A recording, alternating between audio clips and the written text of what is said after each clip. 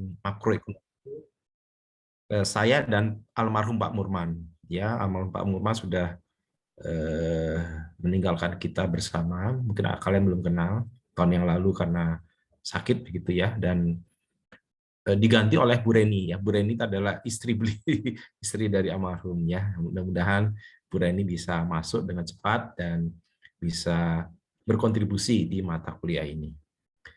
Eh, Kenapa mata kuliah ini wajib? Ya nanti kita diskusikan ya. Kenapa kok ilmu ekonomi penting Pak di mata kuliah di teknik industri, nanti kita bahas. Metode pembelajarannya mungkin saya sangat berharap ya kalian aktif gitu ya. Kalian aktif di kelas karena saya dan Bu Reni, khususnya saya dan Bu Reni sudah sepakat untuk pengantar ilmu ekonomi mengutamakan pembelajaran yang berbasis apa namanya student ya, student learning ya. Jadi student center learning. Jadi kalian yang menjadi pembelajar begitu ya. Dan maka saya akan mencari banyak video ya dan kita diskusi ya. Nah, dari video dan diskusi nanti ujungnya kalian saya tidak kemungkinan Anda harus membuat sebuah video singkat begitu ya mengenai ekonomi secara makro dan dampaknya terhadap sebuah industri. Itu yang penting ya. Jadi pengantar dari saya ya adalah kita belajar menganalisis dan kita meng-create kemampuan kita ke dalam sebuah karya. Ya, karya itu dalam bentuk video yang bisa Anda buat dalam berbagai macam bentuk nantinya. Oke ya, itu ya. Jadi ke depan saya tidak banyak memberikan materi terlalu ini, kecuali kalau Anda tanya begitu ya. Tapi mungkin 50-50% lah untuk sekarang ya. Jadi 50% itu diskusi karena ada video, dan 50% maka saya akan memberikan materinya. Ini yang lainnya mana nih kok pada mana nih, coba lihat yang wajah-wajahnya. Izin Pak, ada yang mati lampu Pak. Oh, yang ya mati lampu. yang kos di daerah gerbang belakang pada mati lampu Pak. Oh, ikut ini, tapi pakai HP atau gimana? Ada yang bisa ikut karena punya paketan, ada yang nggak bisa ikut karena hanya mengandalkan WiFi Pak. Oh iya, mohon Ya, maaf. Ya, jadi ya ini kondisi-kondisi yang di luar kendali kita ya. Oke, terima kasih. Oke, izin kalau tapi begitu, sudah kami record ya Pak. ya oke ya. Oke, untuk mengurangi pulsa Anda, jadi kita tutup dulu videonya biar mengurangi beban ya. Nanti kita buka lagi ketika wawancara interaktif, pertanyaan-pertanyaan. Saya ada beberapa video yang harus Anda simak dan kita diskusikan ya. Dan ini saya cari yang paling menarik dan update gitu ya, karena ini pembelajarannya harus menarik. Kita Bu Reni, Pak Danu harus menarik loh. Ya, siap, saya usahakan. Nah, sudah terlihat ini, Mas? Ya, jadi pengantar makroekonomi sudah terlihat slide saya? Belum Pak. Oh, Belum, belum. Pak, belum, Pak. Belum, mohon maaf ya. Berarti saya harus nah, sudah terlihat? Sudah, Pak. Sudah, Pak. Sudah Pak. Oke ya. Nah, ya, sudah ini ya. Kita lanjut ya, ini ya, bisa dilanjut ya. Oke. Nah, hari ini kita akan bahas mengenai makroekonomi ya, dan pengaruhnya nanti terhadap industri ya. Tapi pokok dari materi ini adalah, pertama adalah output growth ya, jadi pertumbuhan PDB kita, terus unemployee artinya pengangguran kita akan bahas. Ketiga adalah inflasi dan deflasi. Ini mungkin kita keep untuk minggu depan ya, tapi kalau bisa hari ini juga nggak apa-apa. Ya, jadi ada 3 materi yang harus diberikan di makroekonomi di awal, dan bagaimana pengaruhnya terhadap sebuah industri, itu penting. Ini ada satu video yang menurut saya menarik, kita simak ya. Sebentar. Terdengar ya, terlihat dan terdengar? Untuk suaranya tidak terdengar. Suaranya tidak ada, Pak. Oh, suaranya tidak. Sebentar. Berarti settingan suaranya ya. Sebentar, saya settingan suaranya harus saya ganti dulu. Sebentar. Sound sistemnya. Soundnya speaker. Oh. Oke, berarti saya share-nya salah. Optimum.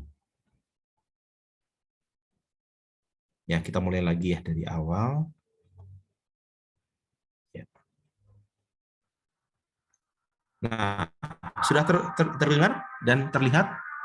Gambarnya tidak terlihat, Pak. Tapi suaranya ada, Pak. Sebentar ya, saya agak gatek kalau udah ini. Oke, ini kita. Nah, kelihatan? Ini gambarnya kelihatan dulu nggak? Mas, gambarnya terlihat? Tidak terlihat, Pak. Tidak, Pak. Tidak, Pak. Aduh, ya ntar. Kalau begitu, bentar. Ini ada hambatan terhadap. Oh ya, saya sih. Saya tahu ini harus dimatikan dulu. Oke. Ini saya. Nah, bismillah. Nah, gambar terlihat? Tidak terlihat, Pak. Tidak Tidak, terlihat. Pak. Wih. Atau mungkin harus jadi co-host, Pak. Oh, bentar. Karena ini saya ini.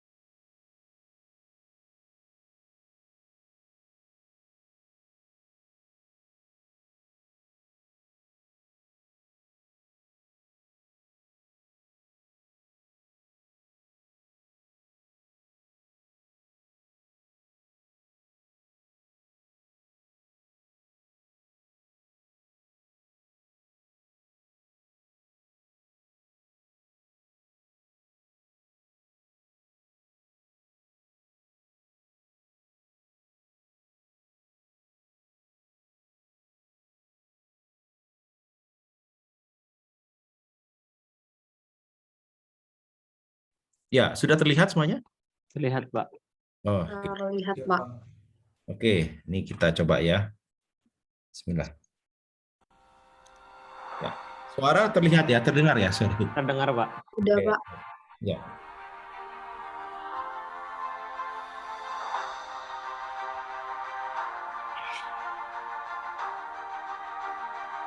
Ini dari video Good News ya, Prop Indonesia.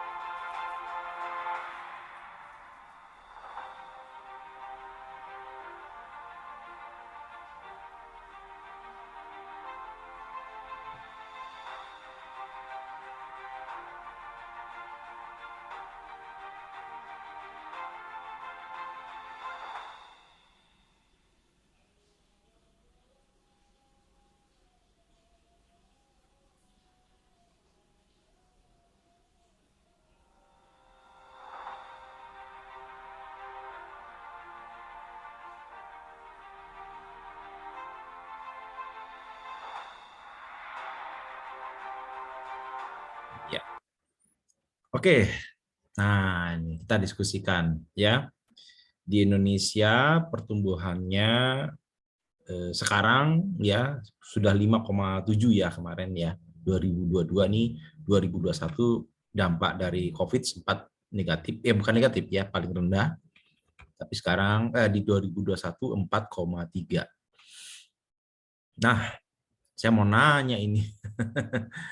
Oke. Dava ada dua ya. Al-Hakim. Nah, apa komentar Anda mengenai pertumbuhan ekonomi negara-negara ASEAN, Dava? Bisa ini singkat saja, apa komentarnya? Boleh diulang? Ya, apa dari video tadi apa yang bisa kamu angkat ya dalam pertumbuhan ekonomi Indonesia dibandingkan dengan negara ASEAN? Dava. Dari pertumbuhan di Indonesia sendiri sih tadi kadang naik turun ya Pak, tapi kalau buat dicapai di puncaknya itu lebih jarang gitu dibanding negara-negara.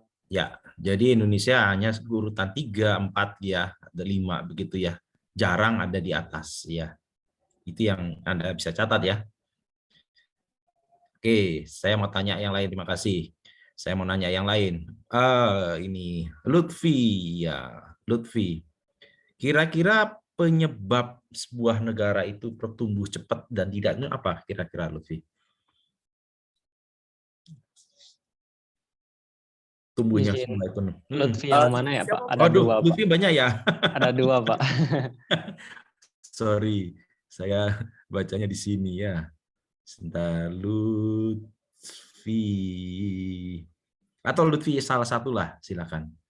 Lutfi Dava. Lutfi Dava. Lutfi Bisa Dava. diulang nggak Pak tadi soalnya apa? Ya. Penyebabnya apa ya sebuah negara itu bisa tumbuh cepat dibandingkan dengan negara yang lain? Apa faktor-faktornya kira-kira? Kok bisa cepat, bisa tumbuh?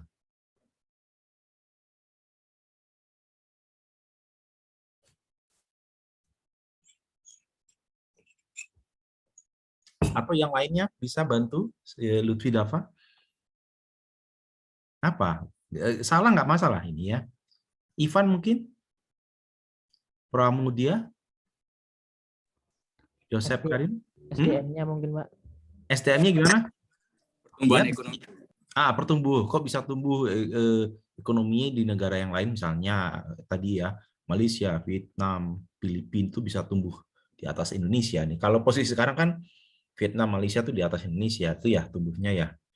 Kenapa kok bisa begitu ya? Contoh ini ya kita ambil. Nah, kita lihat ya.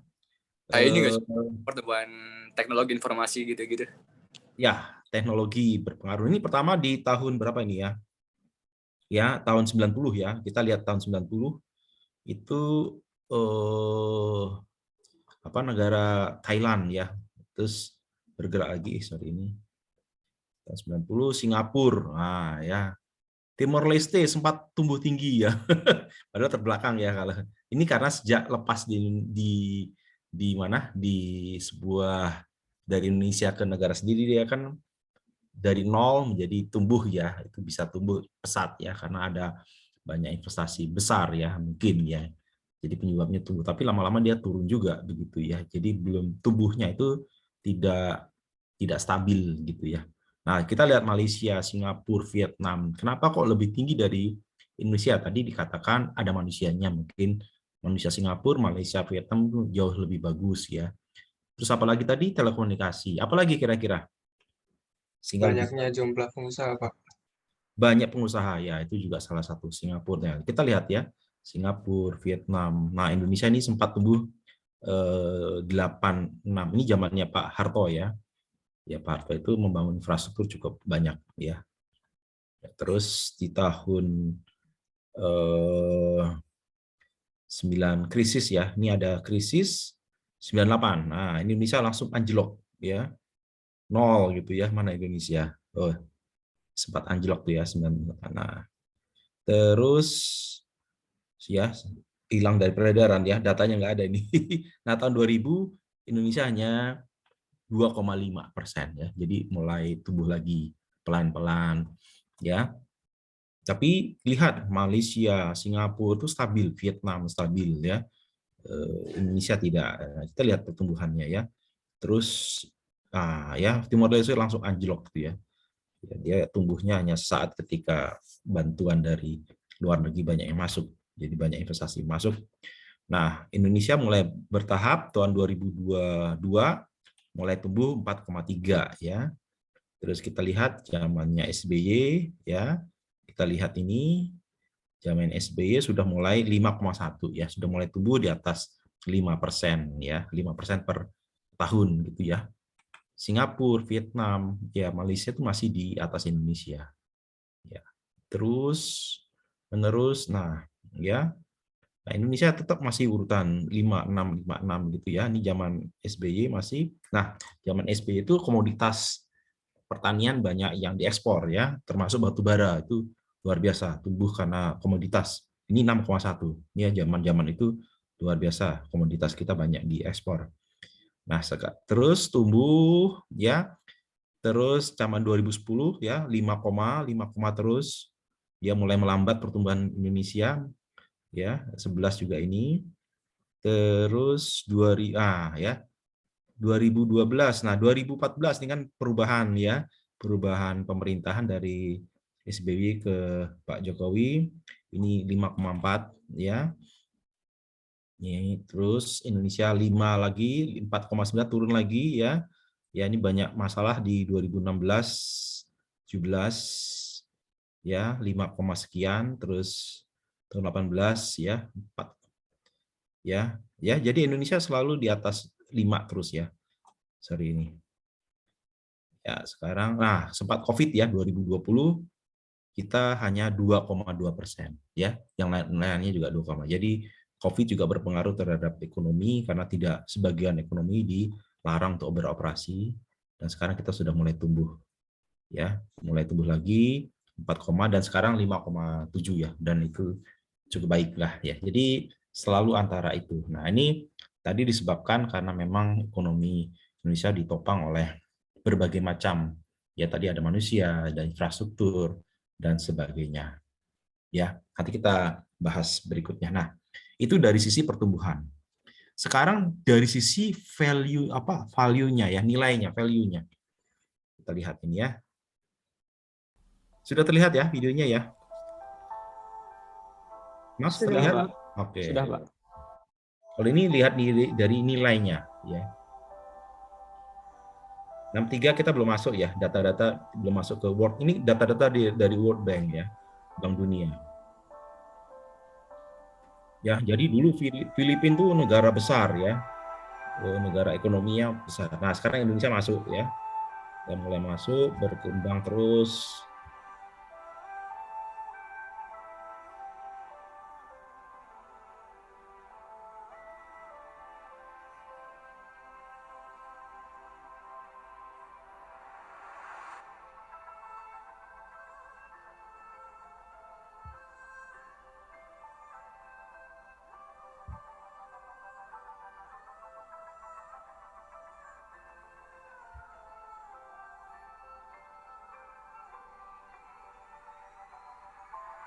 Nah, PDB Indonesia nomor 1 ya, sejak tahun 80-an.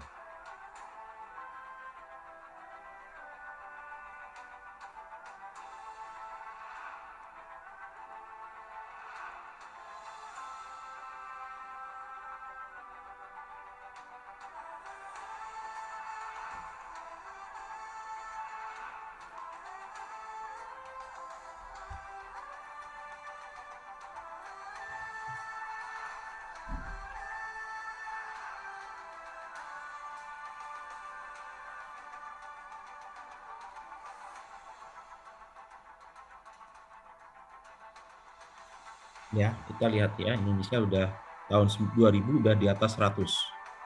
Yang lainnya belum ada di atas 100. Ya, ini cikal bakal kenapa Indonesia masuk ke G20. Ya, sini terjawab. Jadi semua negara di ASEAN tidak ada yang masuk G20, ya, hanya Indonesia.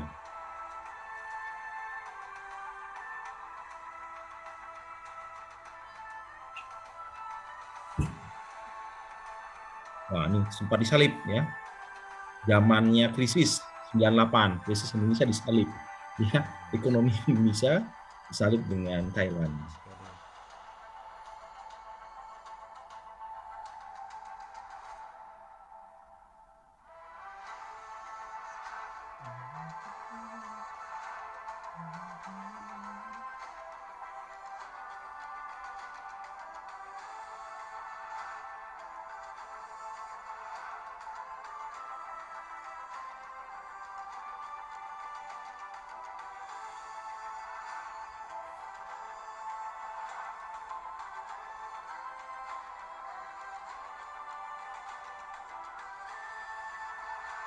Ya, kita lihat ya, Singapura yang negaranya kecil, tapi PDB-nya cukup bisa menyimbangi Malaysia dan Thailand. Ya, luar biasa Singapura.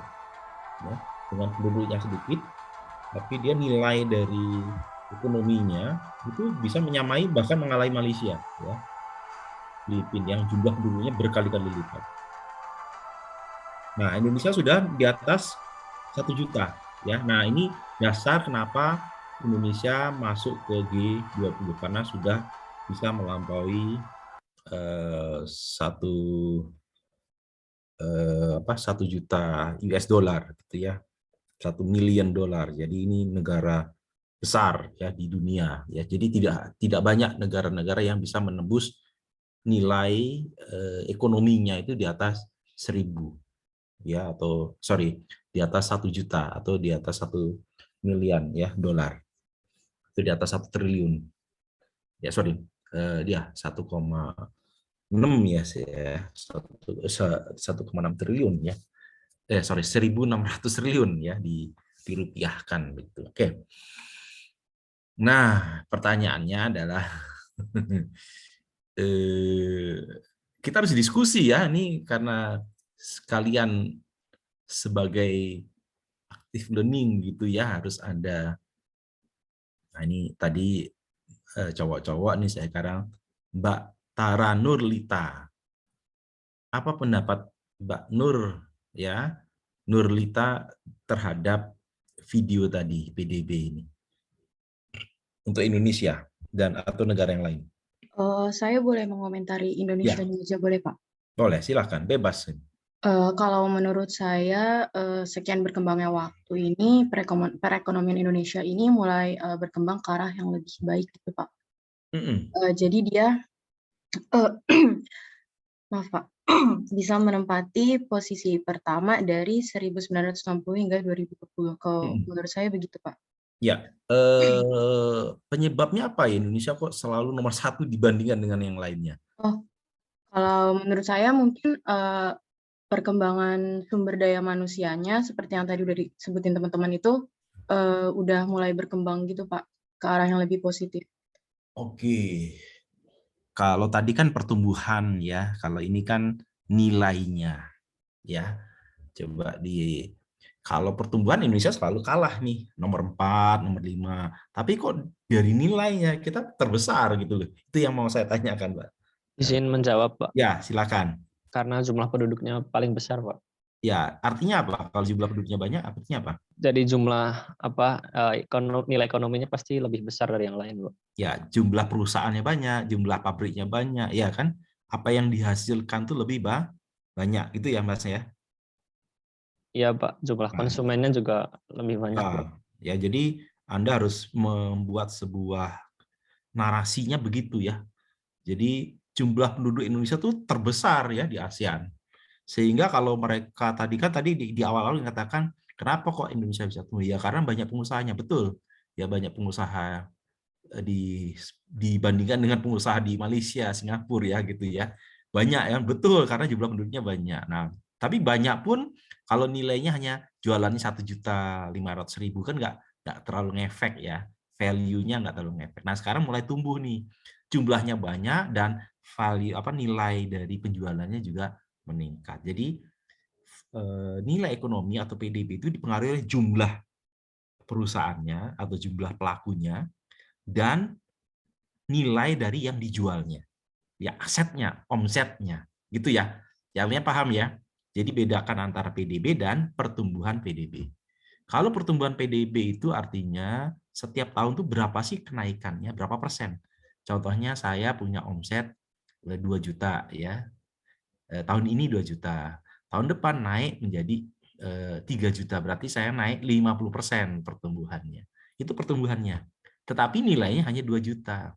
Dibandingkan dengan perusahaan yang lainnya. Perusahaan yang lainnya itu adalah nilainya itu 2 miliar. Nah, ya. Tapi dia tumbuhnya itu 2 miliar 100 juta ya. Jadi kan pertumbuhannya hanya 100 dibandingkan 20 juta, berarti 0,1%. Ya, sedangkan saya tumbuh 50% ya. Kalau perusahaan sana adalah 10% kan gitu ya.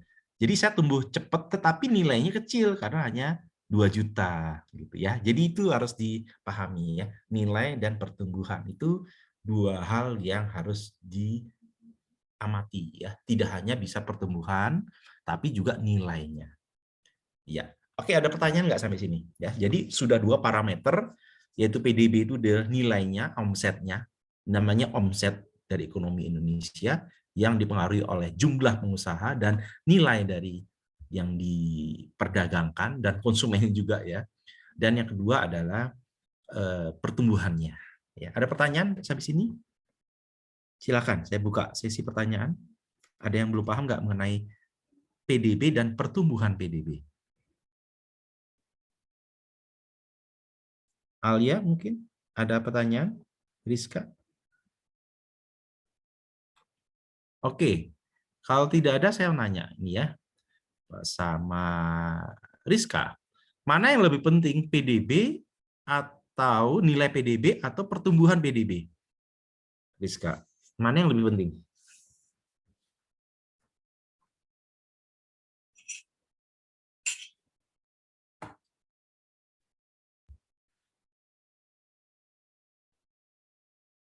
Ada yang bisa ya? Pak, boleh diulang lagi pertanyaannya? Ya, pertanyaannya kan ada 2 parameter tadi, pertumbuhan ekonomi atau pertumbuhan PDB dan nilai ya atau omset ya dari PDB. Mana yang lebih penting? Nilainya atau pertumbuhannya? Menurut saya sih pertumbuhan, Pak. Kenapa alasannya?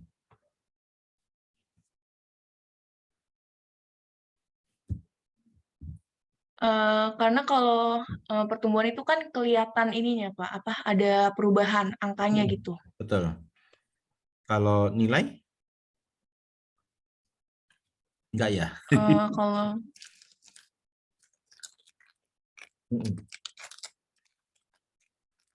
Saya sambil makan permen dulu ya. Ya, silakan. Mohon maaf. kalau pertumbuhan itu kan kelihatan gitu loh, Pak, apa perbedaan kinerjanya gitu. Kalau nilai doang kayak gimana ya, Pak? Susah jelasinnya. Contohnya ya, contohnya. Kamu itu punya uang saku kan tiap bulan ya, dikasih dari orang tua itu 4 juta.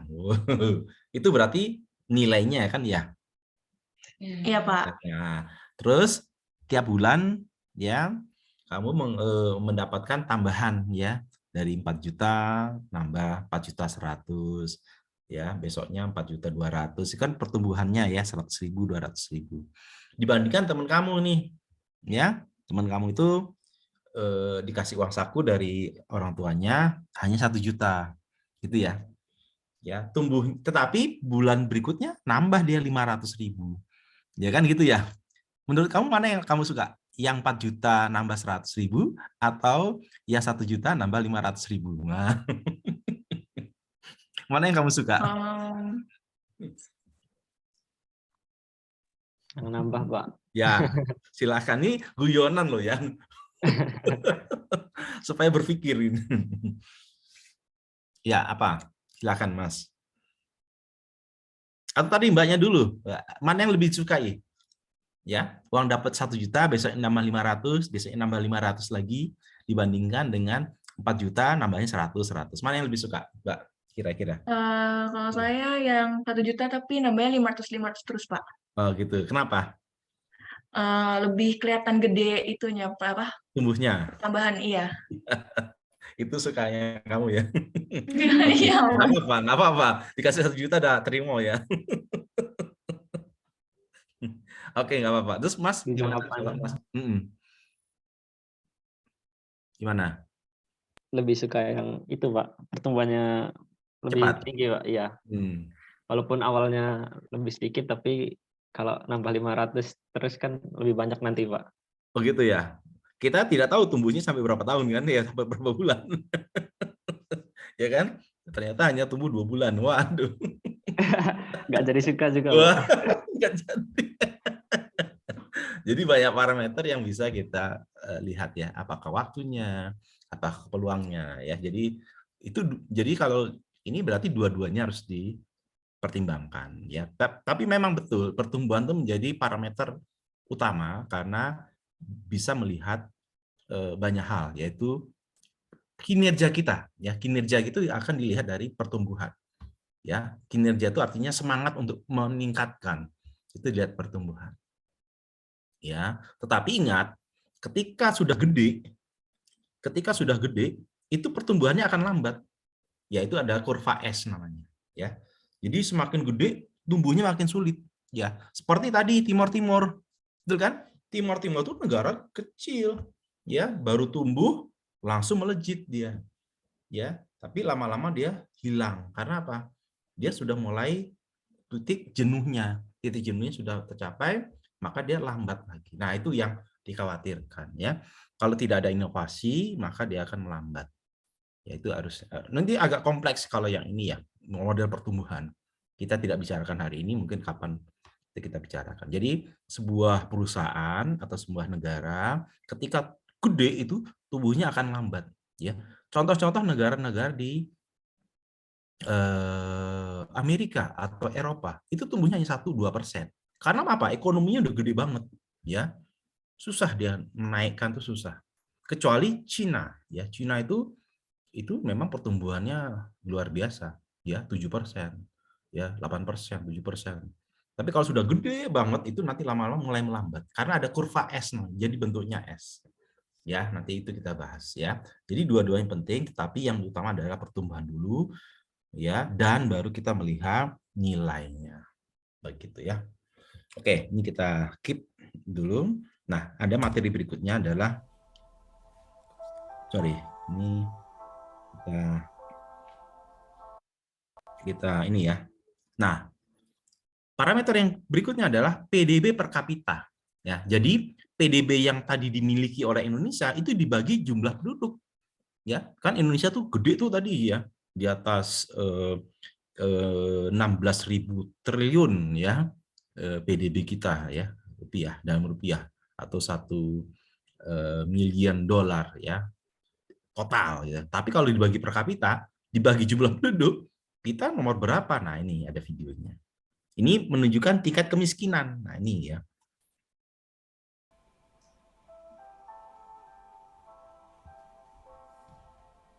Nah, ini Brunei itu adalah negara yang paling kaya. Ya, bukan negara yang paling, penduduknya paling kaya ya, karena jumlah penduduknya sedikit tapi PDB-nya besar ya dibandingkan dengan jumlah penduduk. Dan Singapura kita lihat ya, pertumbuhannya mulai tumbuh karena dia memang produktivitasnya tinggi.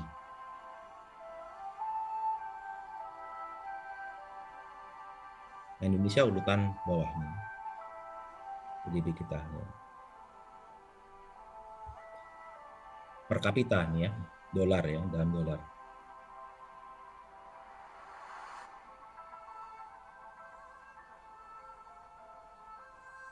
Masih di bawah 1.000 kita. 80 di bawah 1.000. Singapura udah di atas 1.000. Brunei udah di atas 21.000. Ya, per kapita itu.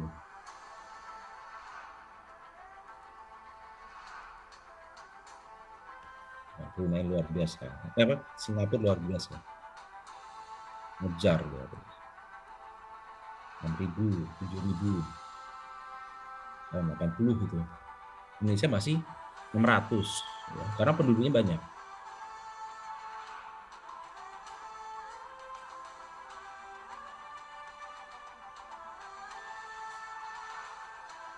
Nah, Singapura Tahun 90 sudah di atas 10.000 per kapita.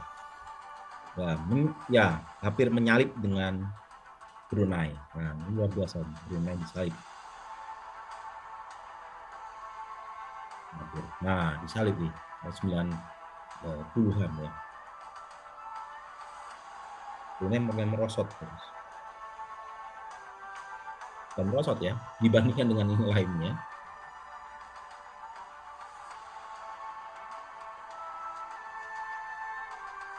Nah, Indonesia masih di bawah 1.000 nih. Ya, 98 itu masih di bawah. Buat anjlok ya. 4.000 terus anjlok. 40 lagi.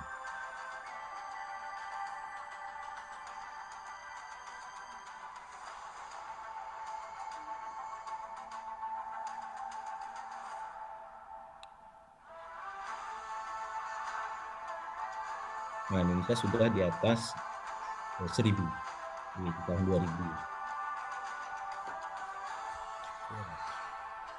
Nah, 1.000 ya.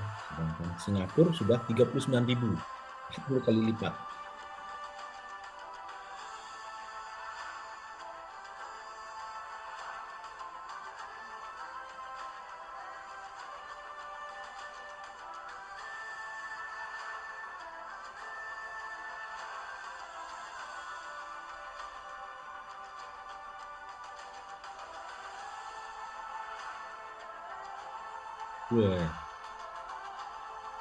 Singapura meninggalkan Brunei.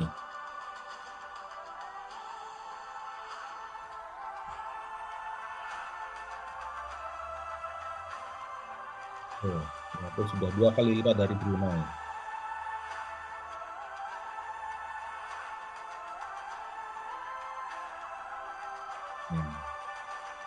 Kita lihat ya, Indonesia sudah 4.000, Thailand 7.000, Malaysia sudah 11.000, Brunei sudah 33 masih, Singapura 66.000 per penduduk, ya, mereka luar biasa. Nah, pertanyaannya adalah apa maknanya ini? Ya, Najwa, kira-kira ini Najwa kayaknya ngerti nih PDB per kapita. Maknanya apa nih? Atau apa komentar Anda?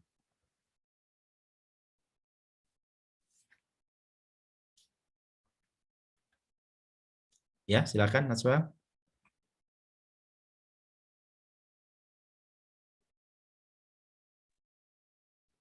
Kalau dari saya sendiri, Ya, gimana?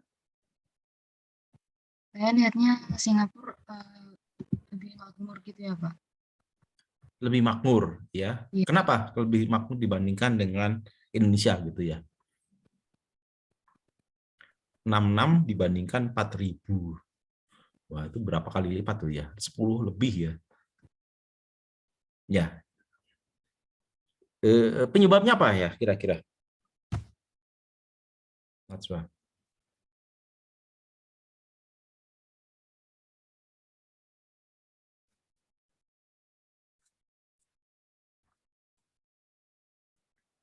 Ada yang tahu? Bisa dibantu? Mungkin karena pendapatan rata-rata penduduknya itu, Pak. Ya, pendapatannya rata-rata naik ya, tinggi ya. Pertama apa tadi? Kalau faktor manusianya kenapa? Orang Singapura tuh apakah lebih bagus dibandingkan orang Indonesia begitu? Ya mungkin kualitas SDM-nya sendiri lebih baik daripada negara-negara. Ya, jadi salah satunya adalah pendidikan atau tingkat keterampilan ya dan sebagainya ya. Ya, pengetahuan keterampilan orang Singapura ya di dalam mengelola ekonomi gitu ya. Itu lebih oke dibandingkan Indonesia ya. Kedua, orang Singapura mungkin banyak yang menjadi pengusaha ya.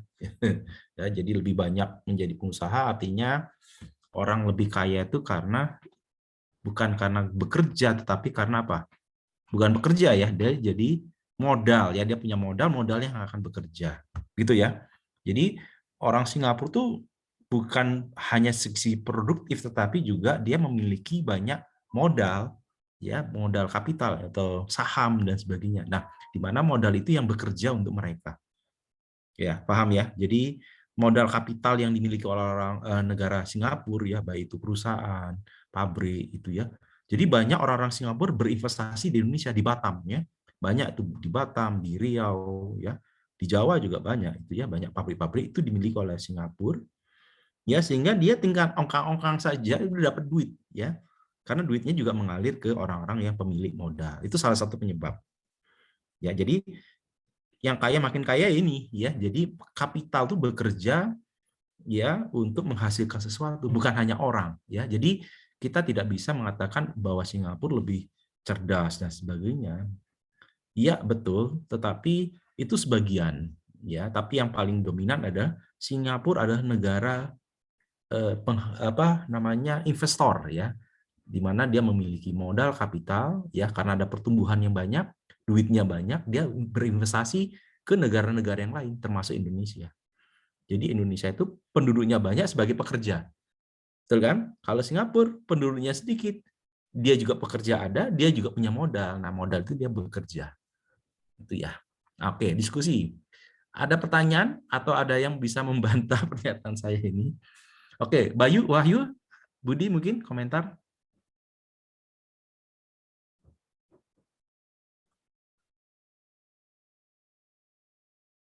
Vincent, mungkin. Arif, ada komentar? Kenapa Singapura? Ya, termasuk Brunei ya. Brunei ini juga penduduknya sedikit, tapi dia memiliki sumber daya alam gitu ya. Alamnya itu luar biasa. Kalau Singapura nggak punya daya alam ya, dia punya modal, dia punya kapital yang luar biasa.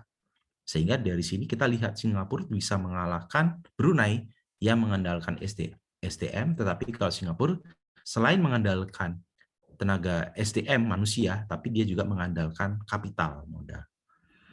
Oke, ada Rizky, mungkin Indra, Maulana ada komentar atau ada pertanyaan mengenai ini? Izin bertanya, Pak. Ya, silakan.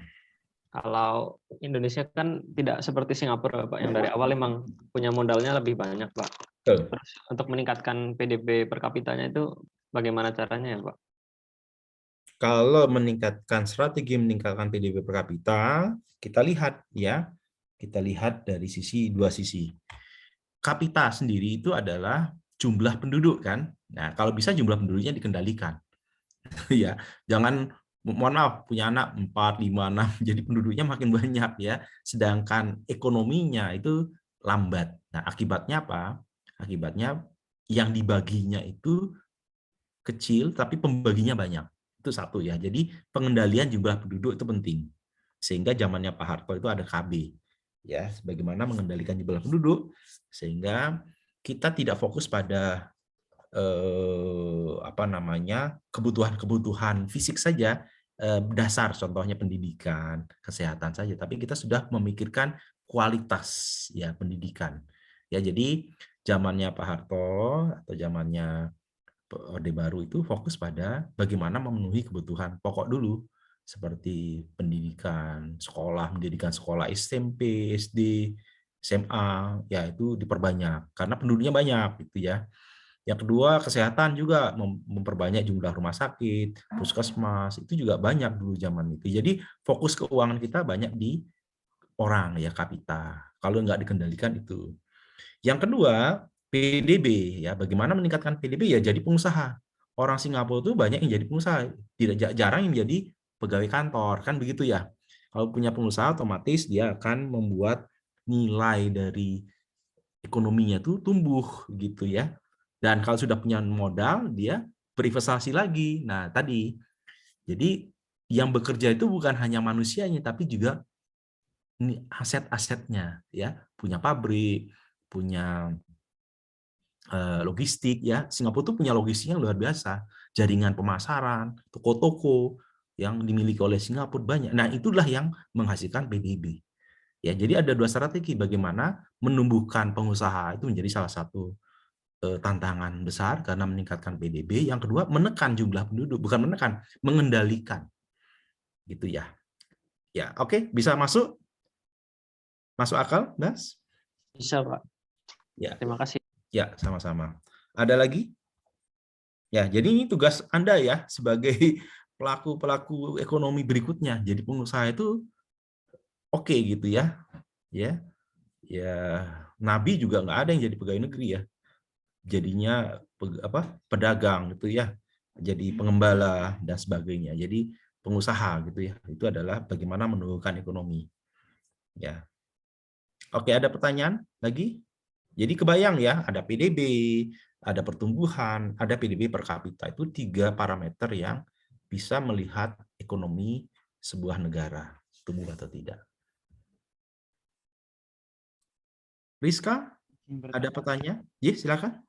Ada lagi yang lain? Saya Pak, Ya. itu Pak apa ya?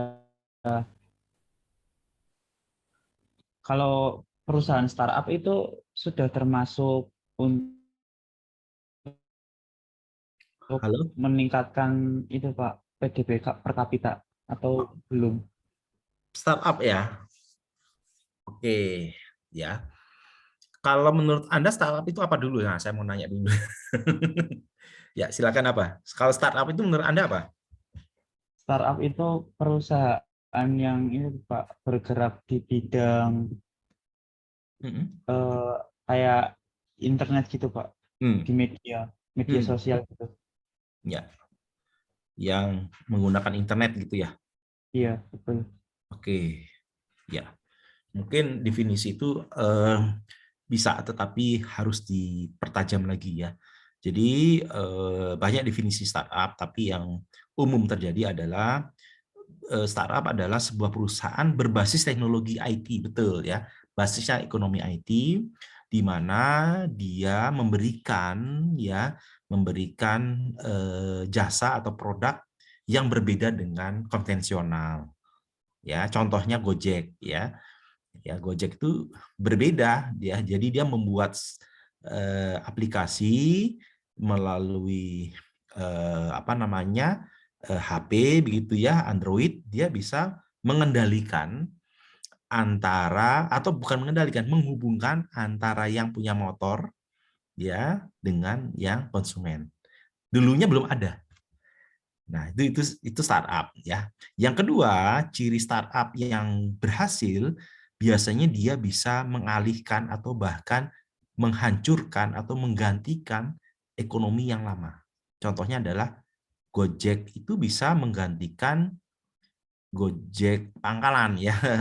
Opang ya, ojek pangkalan. Nah, itu diganti oleh dia karena menggunakan aplikasi. Nah, itu definisi dari startup. Banyak yang lainnya. Nah, startup ini itu sangat berperan besar ya ketika terjadi COVID kemarin ya, di mana semua ekonomi dibatasi sehingga kebutuhan akan ekonomi itu diambil alih ya, sempat diambil alih sebagian besar itu oleh startup tadi ya. Ya, jadi ada GoFood, ada GoSend dan sebagainya. Itu berkaitan dengan karenanya ada COVID ya. Tetapi setelah ekonomi mulai stabil ya, COVID tidak terjadi, itu terjadi ekonomi yang konvensional mulai pulih lagi ya, itu ya, mulai pulih lagi dan terjadi persaingan antara startup yang sudah tumbuh dengan pelaku ekonomi yang konvensional tadi. Itu ya. Sehingga ada yang bisa bertahan, ada yang tidak bisa bertahan. Yang tidak bisa bertahan itu tutup ya. Kan banyak tuh startup yang tutup gitu ya. Tapi ada yang tetap bertahan karena dia sudah bisa mengalihkan atau menggantikan peran dari konvensional. Tapi kalau dia tidak bisa menggantikan peran konvensional, maka dia akan tutup.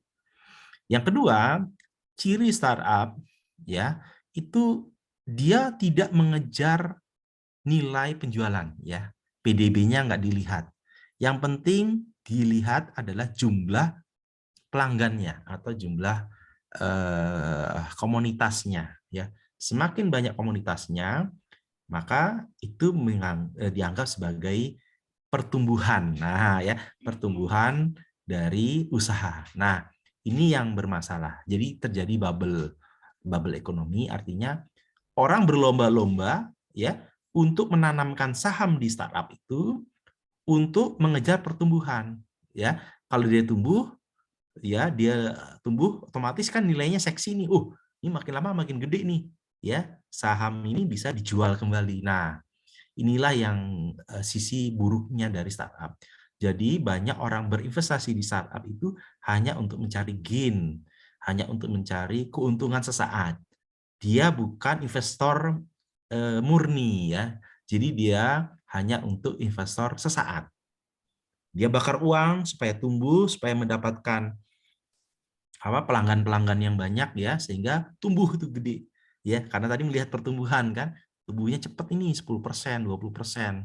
Caranya bagaimana? Bakar uang ya, buat diskon, buat macam-macam, kasih hadiah dan sebagainya. Itu ciri, bahkan melakukan iklan gede-gedean ya, televisi ya, itu bakar uang semua. Padahal antara pengeluaran sama pendapatan itu banyak yang nggak imbang ya, banyak yang mengeluarkan duit lebih banyak dibandingkan dengan pendapatannya. Nah, begitu COVID sudah berhenti, ya, yang terlalu banyak bakar uang itu sudah mulai kelimpungan ini ya, karena nggak ada investor lagi ya. Investor yang lama itu sudah mulai, ini perusahaan udah nggak sehat ini. Kenapa? Karena banyak pengeluaran tapi pendapatannya kurang gitu ya. Jadi kapitalnya kurang, nilainya kurang. Tapi pembakaran uangnya banyak. Nah, akhirnya banyak investor yang cabut ya. Cabut mencari. Nah, akhirnya banyak yang tutup, collab. Karena apa? Pengeluarannya banyak. Nah, inilah yang menjadi fenomena sekarang. Banyak startup yang, cobalah lihat, banyak startup yang tutup. Karena apa? Tumbuh bukan karena permintaan, tapi tumbuh karena bakar uang tadi, ya, promosi yang besar-besaran dan sebagainya, untuk bukan real dari nilai dari pendapatannya dia.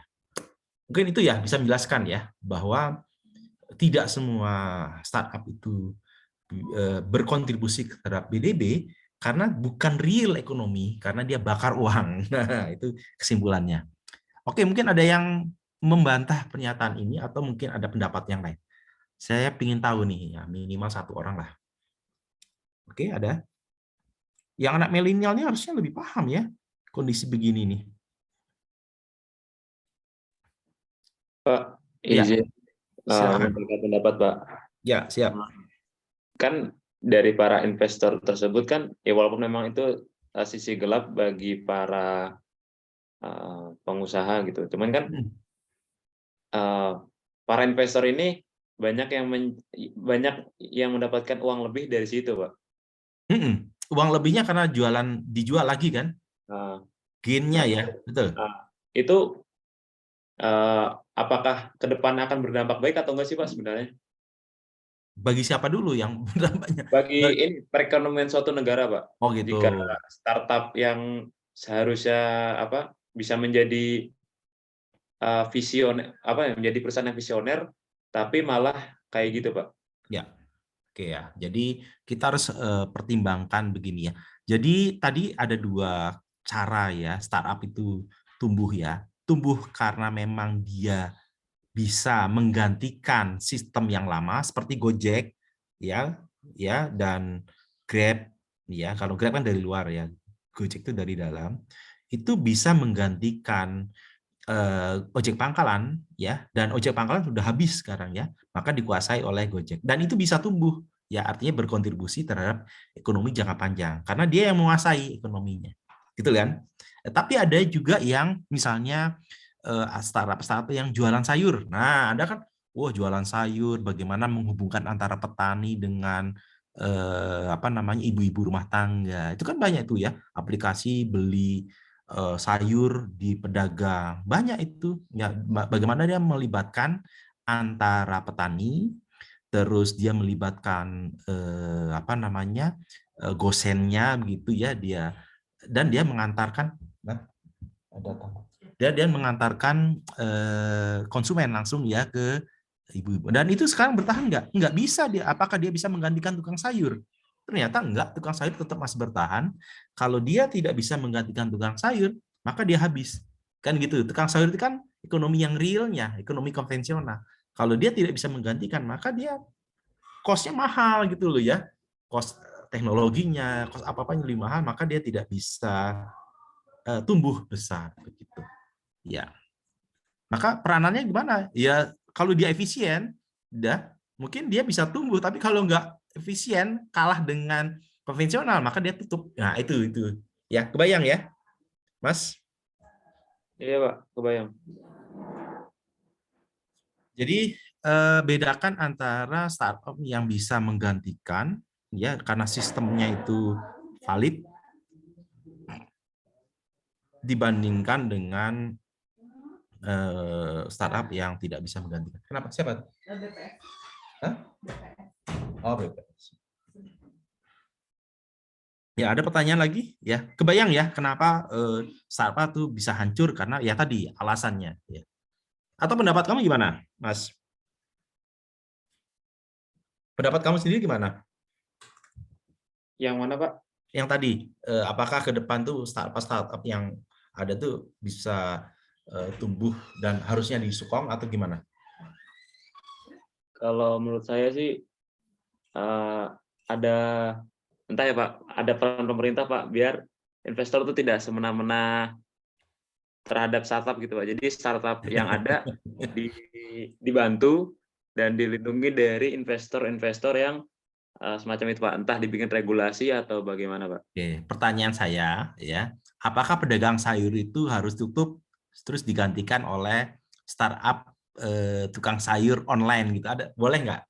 Apakah pemerintah arahnya ke sana? Kan kasihan tukang sayurnya habis mati, betul kan? Oh iya sih Pak. Mungkin tukang sayurnya bisa dirangkul Pak oleh startupnya Pak agar bisa bersinergi Pak. Nah, apakah mau tukang sayur itu jadi Gojek harus berdemo karena ongkosnya lebih murah daripada dia menjadi pengusaha? Wah susah Pak jawabannya Pak. Tahu nggak maksudnya saya? Dulunya kan tukang sayur mandiri kan ya? Iya Pak. Dia beli sayur di pasar atau di mana, terus dia jualan ke ibu-ibu rumah tangga. Dia ini kan pengusaha murni kan gitu ya. Tiba-tiba disuruh, udahlah kamu gabung ke saya aja, nanti saya mengendalikan. Saya kasih, kamu bayar fee ke saya, kamu beli sayur, bla bla bla, saya ngontrol. Apakah mau begitu, Mas? Ya, contohnya adalah ini apa namanya? Alfamart dan Indomaret itu bisa menggantikan warung-warung kan, betul kan? Apakah mau beralih dari warung-warung rumah tangga yang banyak beralih ke Alfamart dan Indomaret? Nah, apakah pemerintah harus begitu? Pak, kalau bisa Indomaret dan Alfamart dilindungi. Toko-toko yang ada harus harus dirangkul oleh Indomaret. Apakah mau Indomaret merangkul ya kan? Mereka saling bersaing kan begitu ya. Karena dia tidak menggunakan aplikasi, sama-sama jualan gitu. Jadi menurut saya pemerintah harus adil ya, mana yang kalau dia tidak bisa memberikan kontribusi ya perbedaan, contohnya adalah Indomaret atau Alfamart dibandingkan dengan toko tradisional. Kan sama-sama jualan offline. Tidak ada perbedaan di situ, maka dia saling bersaing, fight ya. Maka harusnya pemerintah melindungi toko-toko atau warung-warung yang ada di Indonesia. Karena apa? Dia pengusaha murni, jumlahnya banyak. Kalau Indomaret siapa? Pengusahanya satu atau dua kan? Yang lainnya hanya karyawan, nah gitu ya. Memang banyak Indomaretnya, tapi yang punya satu, Mas. Ya, yang lainnya hanya karyawan, kan gitu ya. Nah, itu bahaya gitu ya. Jadi jangan sampai pedagang-pedagang sayur menjadi karyawan gitu loh. Dan sama sekarang ya, ojek-ojek pangkalan jadi karyawan dari Gojek kan gitu ya, seolah-olah kan gitu. Nah, kebayang ya, Mas ya, Mbak?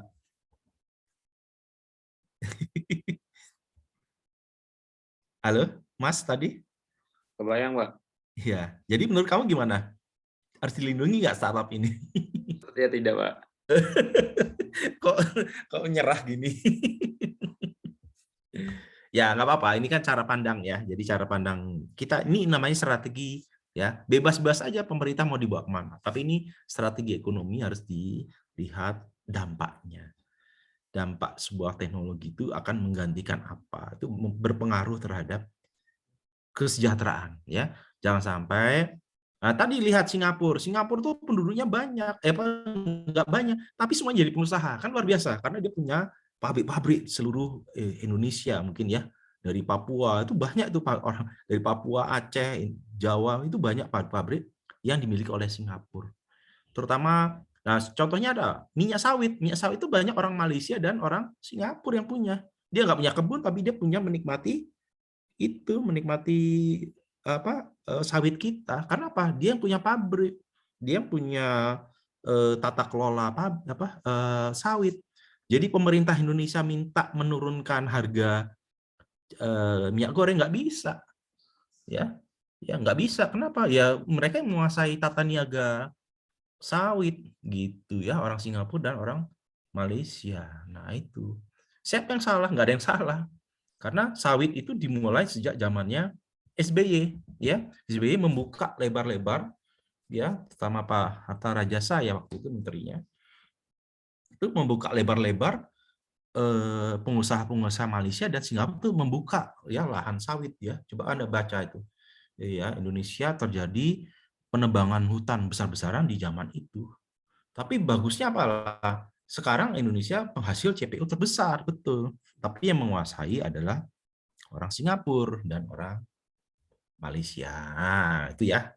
Jadi harus dihubungkan dengan itu. Gitu ya. Oke, ada pertanyaan? Ya, jadi kita kemana-mana ya. Jadi udah kebayang ya bahwa PDB per kapita itu mempengaruhi industri, siapa yang miliki, kan itu ya. Oh, ternyata orang Singapura itu negaranya kecil, tapi dia menguasai ekonomi Indonesia, salah satunya itu sawit ya, sawit dan sebagainya.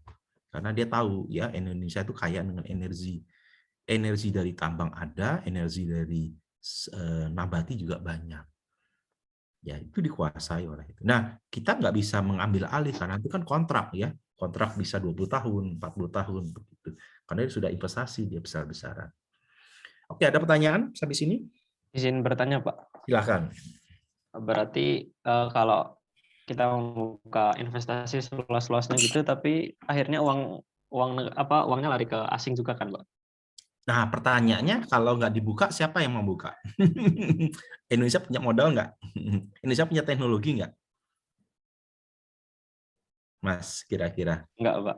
Nah, kalau nggak bisa, ya terpaksa kita harus bekerja sama, gitu. Memang itu kendala kita ya. Jadi bukan hanya SDM kita kurang, tidak. Kita nggak punya modal dari dulu. Ya. Dari dulu kita kere kan dulu ya. Negara kita kan paling kere tuh dari dulu ya. Nah, kita pelan-pelan tumbuh, ekonominya tumbuh, tapi yang dia miliki oleh orang asing. Ada nilai plusnya apa? Investasi asing. Nilai plusnya adalah penyerapan tenaga kerja, Mas. Di daerah-daerah itu diserap tenaga kerjanya. Nanti ada pengangguran. Ya, supaya tidak menganggur ya. Itu diserap oleh perusahaan-perusahaan asing tadi ya, perusahaan-perusahaan sawit, perusahaan tambang, itu kan punya asing semua dari zaman dulu, dari zaman Pak Harto, dari zaman Pak Karno sih nggak waktu itu ya, zaman Pak Harto itu sudah banyak orang-orang asing, Mas. SBY ya, Megawati semua, bahkan sampai sekarang ya. Sebenarnya menurut saya bukan melihat membela semua, sama. Negara-negara asing tuh melihat potensi. Nah, tujuannya apa? Tujuannya baik sebenarnya untuk mengolah ya sumber daya alam ya, mengubah menjadi sebuah produk gitu ya, dan mempekerjakan orang Indonesia dan meningkatkan pendapatan mereka gitu. Itu kita tidak boleh anti asing juga karena nggak ada yang bisa kita kerjain gitu ya. Nah, kalau sudah masyarakatnya sudah mulai tumbuh, jangan Anda jadi pekerja saja, tapi jadilah pengusaha yang bonafit ya, mulai dari kecil tumbuh besar, pabrik, buat pabrik dan sebagainya. Itu harus ada dari cita-cita Anda semua. Ya, kalau enggak Indonesia akan selalu menjadi pekerja saja. Begitu. Dan itu tidak bisa mengalahkan Singapura ya, begitu ya. Kalau Singapura kan dia memang dari dulu, ingat ya, Singapura itu apa sih yang dia punya? Enggak ada. Yang dia punya apa? Sekolah, ya ingat sekolahnya dia itu nomor, saya kurang tahu ya, mungkin 10-100 besar ya di dunia. Indonesia nggak ada, dia di Indonesia tuh di atas 1000 ya, urutan di dunia tuh Indonesia di atas 1000, ITB, UI itu di atas 1000. Singapura tuh di 100 terbesar di dunia ya, ada Singapura. Nah, yang kedua adalah kedokterannya ya. Jadi rumah sakit Singapura dan Malaysia sudah mulai ya pendidikan dan sekolah ya, pendidikan dan rumah sakit ya. Itu yang ditiru oleh Muhammadiyah ya. Di Indonesia Muhammadiyah luar biasa. Punya sekolah dan rumah sakit. Meniru Singapura. Singapura punya sekolah dan rumah sakit. Itulah yang bisa meningkatkan IQ dari orang-orangnya. Ya, sekolah dan rumah sakit. Kenapa rumah sakit? Ya karena gizinya ya dan kesehatannya. Jadi dijaga. Kenapa pendidikan? Ya karena otaknya.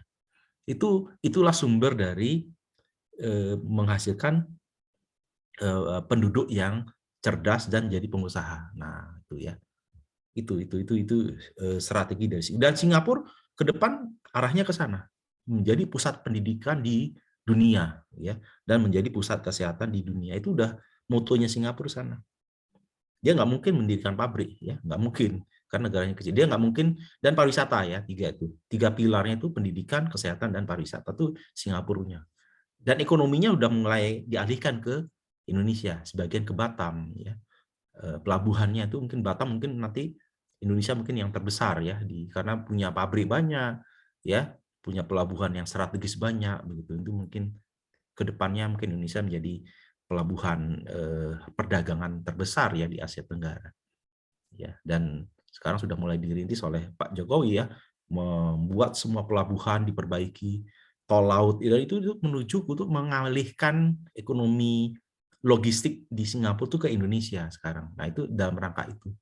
Ya, membuat infrastruktur dan pelabuhan-pelabuhan dikembangkan. Ya, itu menuju sana kita. Oke, ada pertanyaan? Permisi, Pak. Berarti kemungkinan rusaknya alam negara kita besar, Pak. Rusak itu gimana ya? Sekarang Ya kan, pertanyaannya karena sawit itu dieksploitasi, Pak. enggak juga ya. Pertanyaannya sawit itu, hutan sawit itu rusak enggak, Mas? Sejak zaman SBY ya dibuka ya sampai sekarang lebih dari 20 tahun kan? Apakah rusak alamnya? Enggak, Pak. Enggak juga kan? Nah, rusak itu kan definisinya orang-orang pecinta alam saja. Ya. Ya, karena kita lihat di Eropa itu kan dulu pembukaan besar-besaran itu ya. Hutan ya, kayu-kayu ditebangi ya, untuk dan batu bara. Dulu kan batu bara ekonomi ya. Jadi abad 17 ya, abad 17 itu revolusi industri di Eropa ya, di Inggris, di Prancis, di Jerman itu membutuhkan batu bara dan mereka menggali batu bara dari Eropa. Ya, zaman dulu itu ya. Jadi menggali batu bara dari negara sendiri ya di Eropa. Ya, karena tumbuh dari industri, mereka mendapatkan modal ya, tapi resource-nya kurang maka dia menjajah di negara-negara yang lain.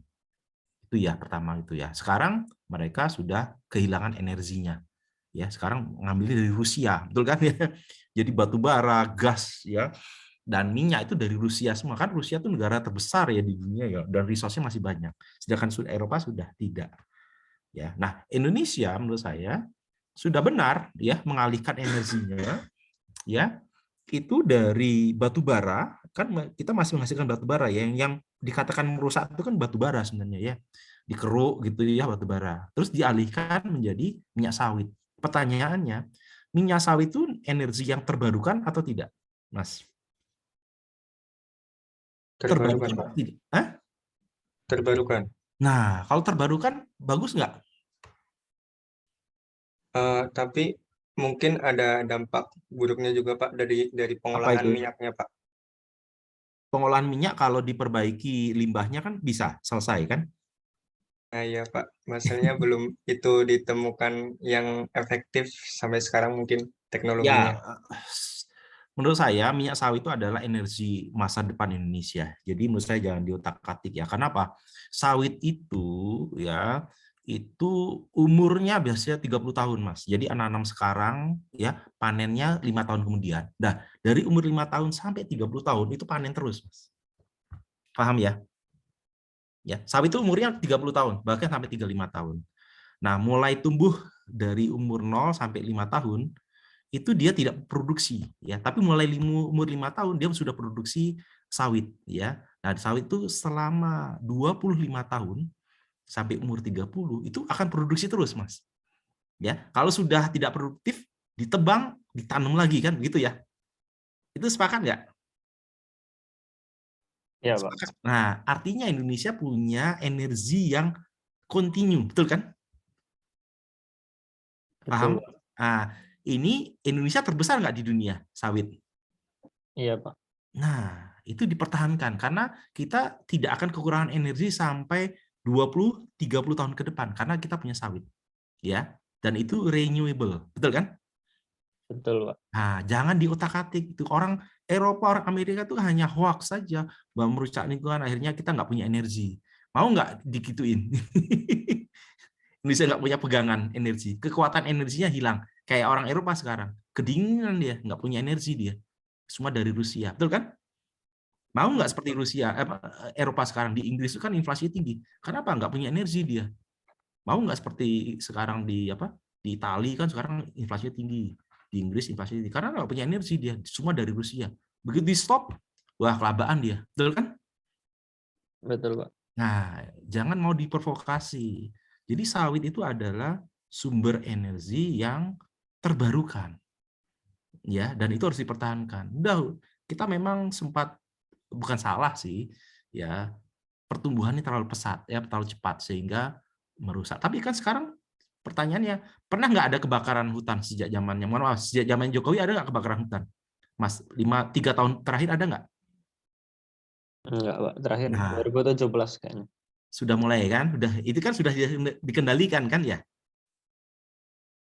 Iya, Pak. Dulu kan karena ada kebakaran hutan, bukan lain. Nah, itu memang itu sudah mulai dibereskan oleh pemerintah. Dan sekarang hampir tidak pernah terdengar ya. Mungkin aja satu dua lah ya. Kabut kan dulunya zamannya SBY itu kan pembukaan besar-besaran, itu asapnya sampai ke Singapura dan Malaysia. Padahal yang punya orang Singapura dan Malaysia sebenarnya. Mereka kena asapnya, kan itu azab menurut saya. Kena azab mereka ya. Sawitnya ada di Indonesia, asapnya ke Malaysia dan Singapura. Karena yang punya orang Singapura dan Malaysia, begitu ya. Nah, sekarang sudah mulai dibenahi ya lingkungannya, tidak terjadi kebakaran lagi. Alhamdulillah nih.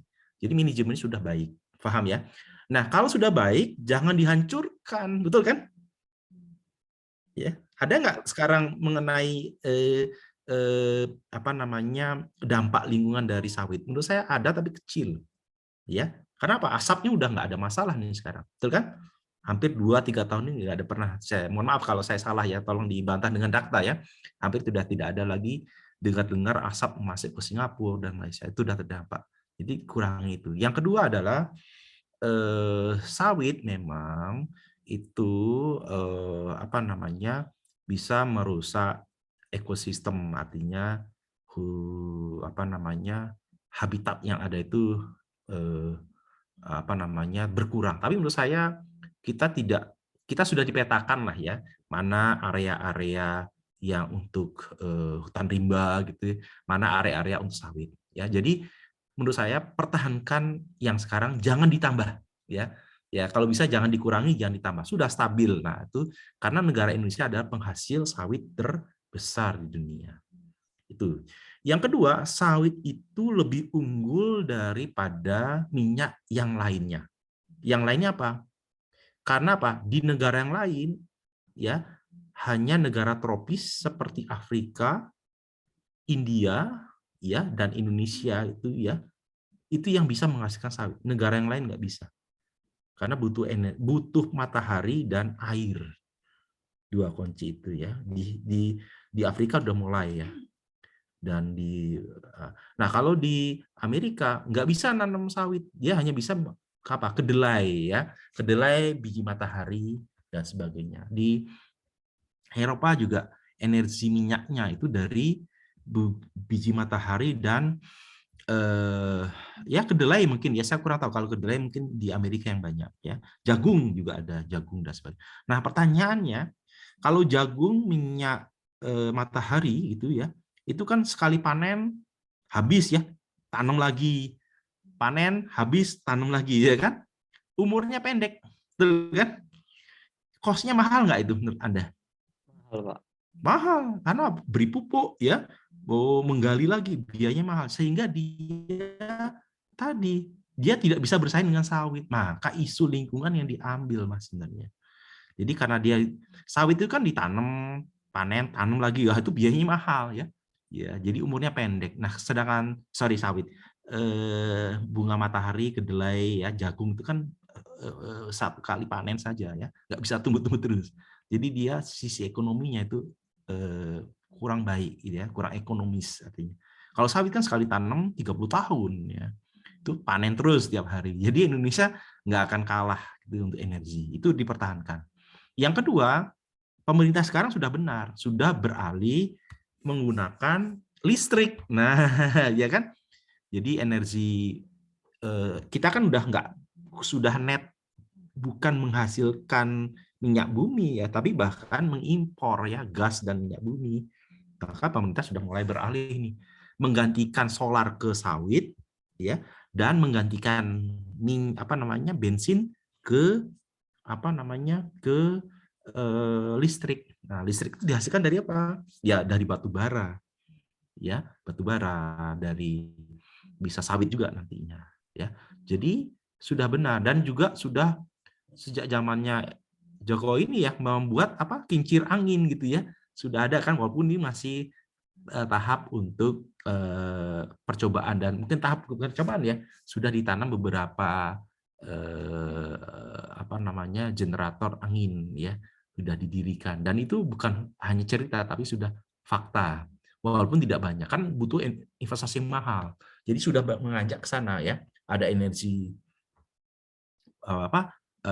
panas bumi ya, walaupun nggak banyak ya, sudah mulai banyak di ini. Terus angin ya, gelombang laut ini masih kurang ya, terus beralih ke solar. Menurut saya sudah trennya sudah bagus, sudah benar ya. Jadi jangan mau diutak-atik oleh negara asing ya. Saya minta ke kalian sebagai penerus itu, lihatlah dengan kacamata yang luas begitu. Oke, ada pertanyaan sampai sini? Clear ya?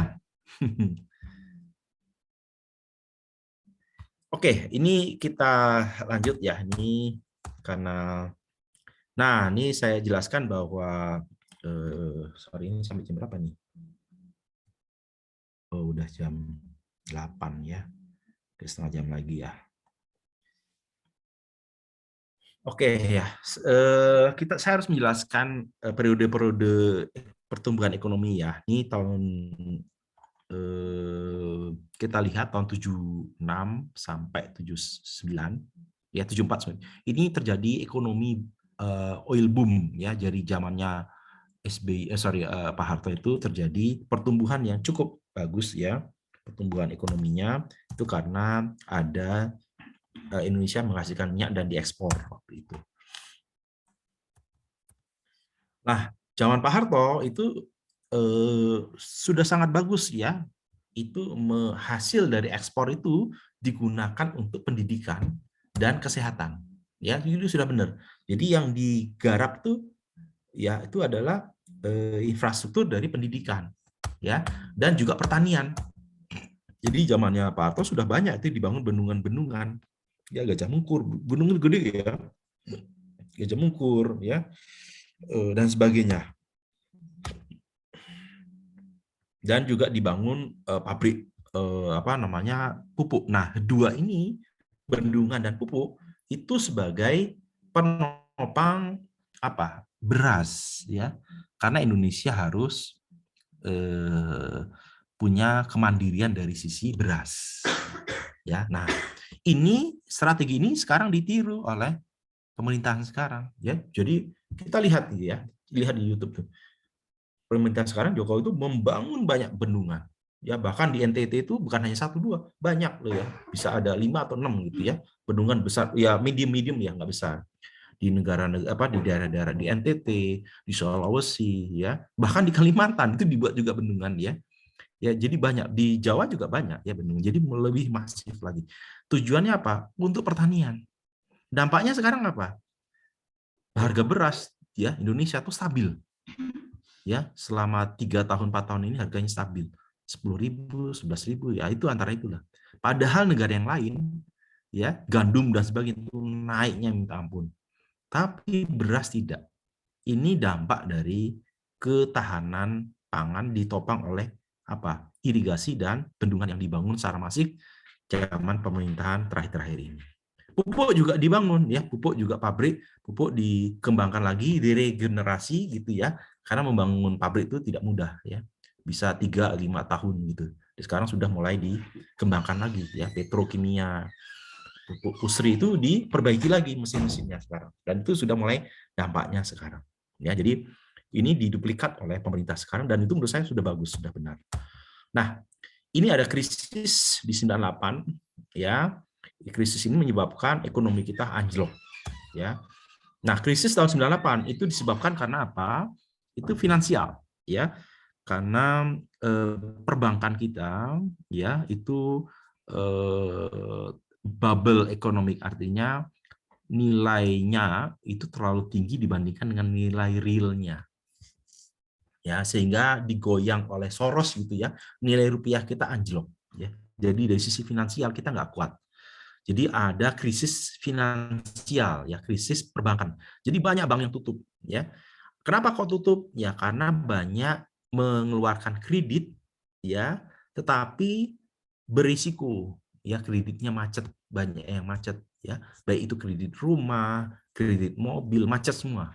Karena banyak kredit yang bukan untuk pabrik ya, hanya untuk konsumtif. Nah, sehingga begitu dolar naik, mereka pendapatannya turun, mereka macet semuanya. Nah, itu penyebabnya. Yang kedua adalah industri juga banyak impor bahan baku, begitu naik dolarnya, mereka nggak sanggup, harga jualnya juga nggak bisa ikuti dolar, maka dia tutup. Jadi diawali dari sisi finansial. Ya, jadi banyak bank tutup karena kredit macet, disebabkan karena banyak kredit konsumtif dan banyak pabrik yang impor bahan baku. Begitu itu penyebabnya. Krisis 98. Terus, nah ini agregat, kita lihat ini ya, agregat dari pertumbuhan itu ya. Ini 98 PDB kita sempat anjlok nih ya. Anjlok ya. Tapi kita tumbuh lagi ya, zamannya SBY tumbuh terus. Nah, 15 kita anjlok lagi karena apa? Krisis di sini. Krisis finansial di ya zamannya peralihan antara SBY ke Jokowi itu ada krisis ekonomi waktu itu ya, krismon di Amerika. Ya, tumbuh ada krisis ya, sekarang tumbuh lagi. Nah, ini kan lihat ya, pertumbuhan ini kan naik mulai melandai. Jadi melandainya ini zaman 2010 ya. Sudah zamannya SBY sudah melandai bahkan turun ya. 12, 13, 14 itu turun ya, terus terjadi krisis di Amerika berdampak ke Indonesia. Terus mulai tumbuh lagi ya, mulai zaman Pak Jokowi tumbuh terus. 2000 anjlok lagi ya, karena ada krisis yang kedua yaitu krisis apa? Covid. Nah, jadi ada 3 kali krisis. Ini krisis finansial. Di sini ada krisis di Amerika sebenarnya berdampak ke kita, dan ini terakhir krisis COVID. Nah ini ya, jadi banyak apa namanya ya ini penurunan global ya, ekonomi global itu turun semua. Krismon. Jadi 3 kali krisis di Indonesia. Nah ini pendapatannya sudah tadi ya, bisa tempat.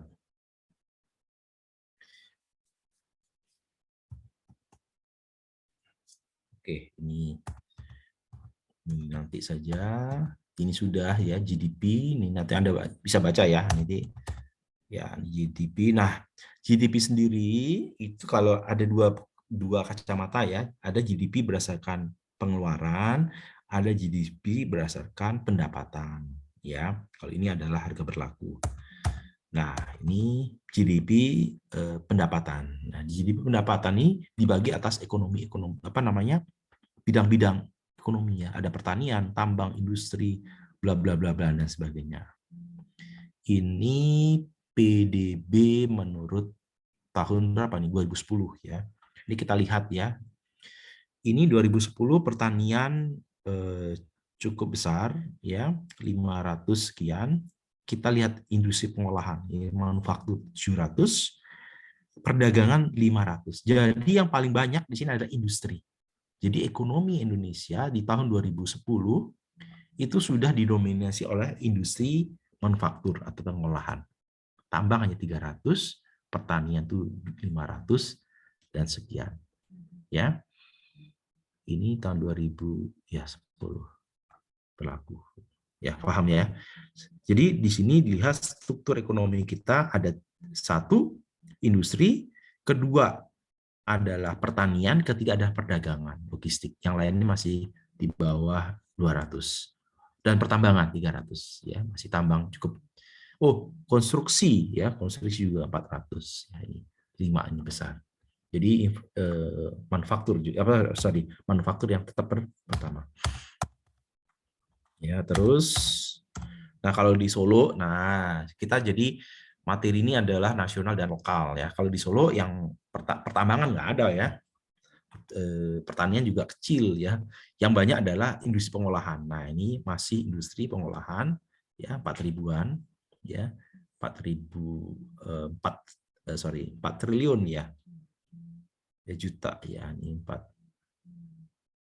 miliar gitu ya. Nih sorry, juta atau triliun ini. 4 triliun ya. Terus kalau konstruksi, nah di Solo itu ternyata konstruksi besar sekali 12 triliun. Kalau perdagangan itu 10 triliun. Jadi perdagangan di Solo itu ekonominya dikuasai oleh perdagangan. Jadi banyak toko-toko di Solo. Ya, jadi Solo itu menjadi pusat perdagangan di Jawa Tengah bagian selatan. Yang kedua adalah konstruksi ya. Jadi banyak pembangunan di Solo itu ya. Mulai tahun 2016 tuh banyak pembangunan di sini ya, baik itu infrastruktur jalan dan sebagainya. Yang berikutnya ada industri pengolahan. Ya. Ini juga ada komunikasi ya, komunikasi juga ini. Nah, kita lihat ya, ini ada krisis ya di tahun 2020 ya. Krisis ini mengakibatkan apa? Mengakibatkan penurunan ya ekonomi. Dia 2019 itu 4.000 sekian 60, ini 4.024 ya, jadi turun. Ya ini ya 13 menjadi 12. Ya, ini banyak penurunan. Perdagangan juga turun ya, dari 10,6 ini 10,3. Jadi dampaknya sampai ke 2020. Nah, ini ya pertumbuhan. Nah, kalau lihat pertumbuhan ini kita lihat minus ya. Ya, jadi banyak yang minus nih saya beli. Ini karena banyak COVID. Dampak COVID. Ya, ini Anda bisa baca. Nah, ini ya, ini akibat COVID ya. Ini yang paling terdampak adalah transportasi dan perdagangan ya. Anjlok 62% ya. Karena nggak boleh dagang ya, nggak boleh distribusi dibatasi. Yang kedua adalah makanan ya. Makanan juga anjlok ya, nggak bisa buka. Jadi di mal-mal tutup ini ya. Di tahun 2020 ini banyak yang tutup. Nah, tapi yang masih bertahan itu bahkan tumbuh 19% itu informasi ya. Jadi IndiHome dan sebagainya itu tumbuh ya karena ada COVID ya, kebutuhan mengenai Zoom dan sebagainya meningkat di sini. Ya, yang kedua adalah kesehatan. Jasa kesehatan ini ya 12% naik. Ya, banyak yang naik. Nah, yang lainnya turun semua, yang tetap tumbuh adalah telekomunikasi dan kesehatan. Itu ya sektor yang terpukul ya. Jadi ini dampak dari ekonomi. Nah, ini ya. Perdagangannya. Oke. Nah, mungkin ini penurunan pertumbuhan di Solo gitu ya. Jadi anjlok ya. Dari sekian pertumbuhan PDB-nya, anjlok di Solo itu hampir 0% ya. 0,14% tahun 2020 ya. Anjlok nih pertumbuhan dari 5%, 4%, 19 turun lagi ya nih. Pertumbuhannya turun.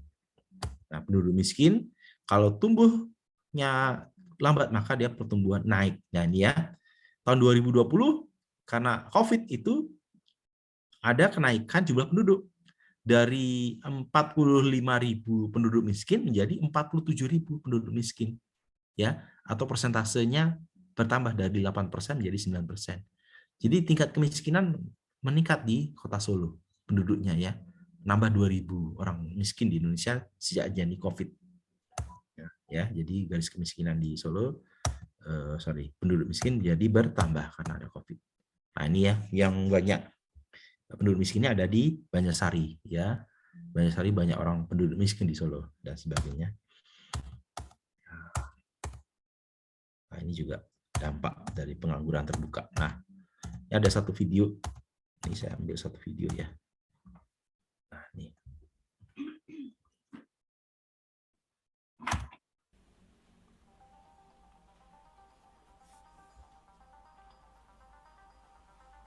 Nah, ini ya.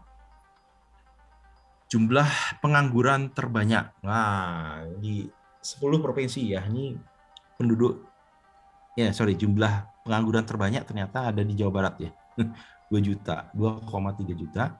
Jawa Timur dan Jawa Tengah saling berganti gonta-ganti pengangguran. Ya, Jawa Tengah juga 1 juta. Banten, DKI jumlahnya banyak. Jumlah loh ya, bukan proporsi.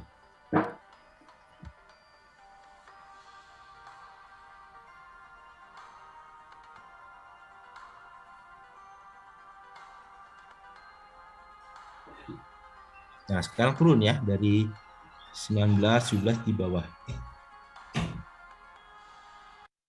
Ya. Ya, jadi kalau kita lihat datanya ya, kita perhatikan ini.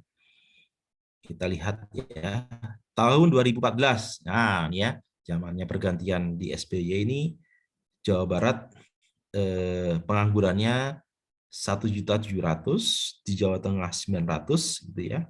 Jawa Timur 800. Nah, ini mulai turun ya, Jawa Tengah turun 800-an ya, Jawa Barat masih 1 jutaan. Ya, terus sekarang sudah mulai, nah ya, Jawa Timur dan Tengah di bawah 1 juta ya. Sempat Jawa Tengah dan ini ya, sempat 1 jutaan di tahun 2013. Jadi turun ya. Jadi kita lihat di sini ya, di Jawa Tengah itu turun drastis ya. Ya, karena apa? Sejak adanya jalan tol ya, kan dibangun tuh ya jalan tol, diperpanjang ya jalan tol dari dari Merak gitu ya sampai ke Jawa Timur gitu ya. Nah, dengan adanya jalan tol itu artinya banyak ekonomi di daerah mulai tumbuh, terutama di Jawa Timur dan Jawa Tengah. Jadi banyak pabrik dari Jawa Barat dan Banten itu berpindah ke Indonesia bagian tengah khususnya. Kenapa? Karena pertama UMR di Jawa Tengah itu lebih rendah dibandingkan dengan Jawa Barat dan Banten, sehingga banyak pabrik, terutama pabrik tekstil itu berpindah dari Jawa Barat ke Jawa Tengah. Ya, ini ya. Ya, jadi nah Jawa Tengah itu sempat ya di 1 juta ya penduduk penganggurannya. Sekarang turun. Nah, ya. Ya, Jawa Timur naik lagi. Nah, Jawa Tengah sudah bahkan nah ya 2014 sudah mulai terasa ya. Sudah mulai terasa ya 8 ya turun terus. Ya. Ya, ini terus turun nah di bawah 900. Ya, jadi gitu ya. Nah, jadi Jawa Tengah sudah urutan ke-3 sekarang, ya. Karena apa? Banyak pabrik di Jawa Tengah, untuk terutama tekstil, ya, untuk menyerap tenaga kerja. Ya, sedangkan Jawa Barat, tetap ya, jadi banyak pengangguran di sana. Karena memang ekonominya UMR-nya terlalu tinggi, sehingga banyak penyerapan tenaga kerja menjadi rendah. Oke, ada pertanyaan sampai sini, ya. Jadi ini situasi real dengan fakta begitu. Oke. Dalva Al-Hakim ada komentar mengenai ini, pengangguran di 5 provinsi di Jawa? Belum ada. Ya, apa pendapat Anda? Kalau tidak ada pertanyaan, apa pendapat Anda dengan ini? Kok Jawa Tengah turun ya dari nomor 2 menjadi nomor 3 begitu, Jawa Timur. Apa penyebabnya ini, Mas? Mungkin kalau dari keseluruhan dulu ya, Pak. Hmm? Dari keseluruhan tuh Pulau Jawa tuh yang paling tinggi dari jumlah pengangguran. Jawa Barat ya, kenapa tinggi ya? Penyebabnya apa? Kamu dari mana, Mas? Dari Depok. Nah, Depok UMR-nya berapa, Mas? Ya, berapa ya? 4 juta nggak? Coba browsing. Berapa itu? 4 juta? 4.300.000. Nah, 4.300.000. Jadi UMR-nya 4 juta. Kalau Jawa Tengah coba, Mas. Atau di Boyolali misalnya. Boyolali berapa UMR-nya? Boyolali 2 juta, Pak. Nah, kelihatan kan? Bedanya berapa? Satunya 4 2 juta, satunya 2 juta. Jauh nggak, Mas? Jauh, Pak. Artinya apa itu?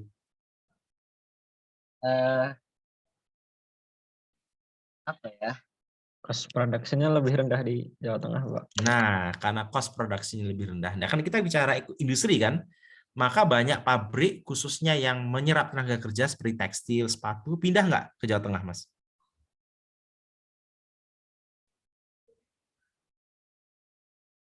Pindah, Ya, Pak. iya pasti pindah ya. Jadi mereka pada pindah karena biaya ya. Jadi sama-sama manusia Indonesia ya, sama-sama produktivitasnya kan sama lah, orang Depok sama orang Jawa kan sama ya. Tapi di sana ongkosnya setiap bulannya harus mengeluarkan 4 juta. Kalau di Boyolali hanya 2 juta. Kan gitu ya UMR-nya ya. Jadi lebih milih mana nih kalau pengusaha?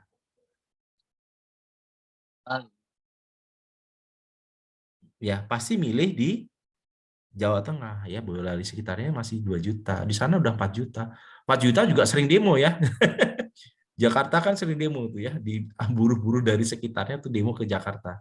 Nah, itulah menjadi Anda sebagai generasi muda harus berpikir ya.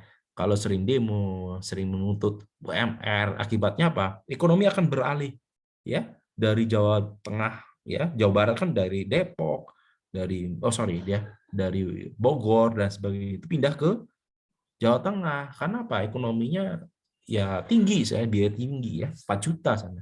Di Jawa Tengah masih 2 juta ya.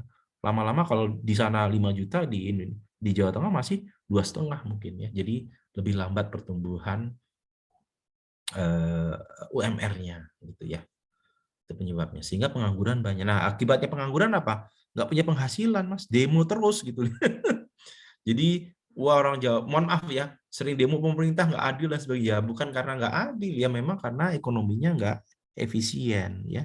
Karena ya tadi upahnya terlalu tinggi. Saya sih punya pendapat gitu. Sehingga kenapa Jawa Barat itu penganggurannya banyak, selain penduduknya juga besar, itu hampir 2 kali lipat loh ya Jawa Tengah ya. Pertanyaannya gini, penduduk Jawa Barat kan tidak 2 kali lipat dari Jawa Tengah gitu ya. Tetapi penganggurannya 2 kali lipat dibandingkan dengan Jawa Barat. Ya, artinya tadi ya, UMR di Jawa Tengah itu 2 kali lipat dari Jawa Tengah. Sehingga orang industri mikir-mikir nih, kalau menyerap tenaga kerja, mending saya bangun pabrik di mana? Ya di sekitar jalan tol yang ada di Jawa Tengah. Kenapa kok jalan tol? Karena mudah akses untuk impor bahan baku dan mengekspor produknya ya. Gitu. Ya, bisa kebayang ya bahwa infrastruktur penting supaya menumbuhkan ekonomi di sekitar jalan tadi. Ya, jadi urat nadinya sudah ada. Mau ekspor ke Jakarta bisa ya, hanya dalam jangka 1 jam, 1 jam. 1 hari bisa tuh ke Priok atau ke Surabaya langsung.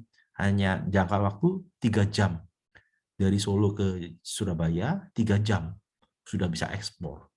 Ya, jadi sudah infrastruktur itu sangat membantu industri yang ada di Jawa Tengah. Ini yang menjadi penyebab kenapa Jawa Tengah turun ya peringkat penganggurannya dibandingkan dengan Jawa Timur. Ya, UMR Jawa Timur juga tinggi ya, termasuk 3 jutaan ya. Sehingga Jawa Tengah itu menjadi kacamata yang seksi untuk industri berbasiskan tenaga kerja loh ya. Kita lihat tenaga kerja itu seperti apa? Tekstil, alas kaki dan sebagainya. Kalau industri teknologi tetap masih di Jawa Barat ya. Jadi ada Telkom dan sebagainya tetap di Jawa Barat atau pabrik Toyota ya dan sebagainya tetap masih ada di sana karena basisnya teknologi ya. Jadi basisnya robot dan sebagainya. Jadi tidak kluster industri yang berbasis teknologi mungkin di Jawa Barat ya karena memang dekat dengan ekspor impor gitu ya di Priok, Tanjung Priok atau di pelabuhan di Jakarta. Sedangkan di Jawa Tengah itu fokus pada industri-industri tenaga padat karya, yaitu menyerap tenaga kerja banyak di dunia tekstil, di fashion dan sebagainya di Indonesia. Tas dan sebagainya itu di Indonesia, di Jawa Tengah artinya. Maka Anda harus bisa mengembangkan industri apa yang cocok, ya industri sekitar itu di Jawa Tengah. Oke, ada pertanyaan sebelum saya tutup nih. Ya, sudah banyak ya.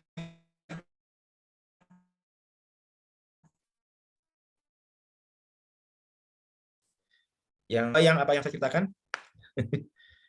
Ya, Apa Pak. membosankan? Ya. Enggak, Pak, seru. Seru ya.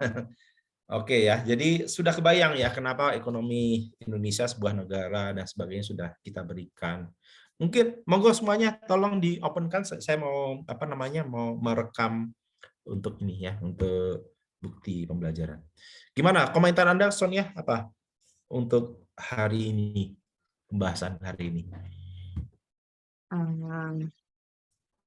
Dari yang awal ya Pak ya, berarti kayak tadi pertumbuhan Indonesia kan kayak pertumbuhan ekonominya kurang bisa melampaui negara-negara lain, mungkin karena faktor dari penduduknya yang banyak, tetapi mungkin pengelolaan sumber dayanya masih kurang jika kita bandingkan dengan Singapura kan. Mereka tidak mempunyai SDM, tapi karena faktor pendidikannya mendorong dan orang-orangnya jadinya memiliki kemampuan untuk mengembangkan industri atau bisa mengelola, atau kata lainnya Singapura bisa mengelola SDM-nya dengan baik, jadi mereka bisa mendorong negaranya itu menjadi sebuah negara yang maju. Terus kayak kalau misalnya yang tadi yang Indonesia sendiri, kenapa Jawa Tengah itu bisa turun, karena itu yang faktor UMR ya Pak. Betul, salah satunya ya, selain upahnya turun, tapi juga infrastrukturnya sudah mendukung ya. Jadi ada jalan tol ya, terus pelabuhan dibenahi, sehingga transportasi atau logistik itu menjadi murah ya. Di sepanjang jalan itu sudah mulai. Jadi di Jawa Barat itu juga tumbuh sebenarnya, itu di daerah Cirebon ya, banyak tumbuh industri-industri ya, tapi industri-industri berbasiskan modal ya, seperti pabrik-pabrik berbasiskan teknologi gitu ya. Jawa Tengah tuh basisnya nanti tenaga kerja ya. Bahkan industri logam ya, kemarin saya masuk ke Tegal ya, di Tegal kan Jawa Tengah, itu banyak industri logam di sana ya.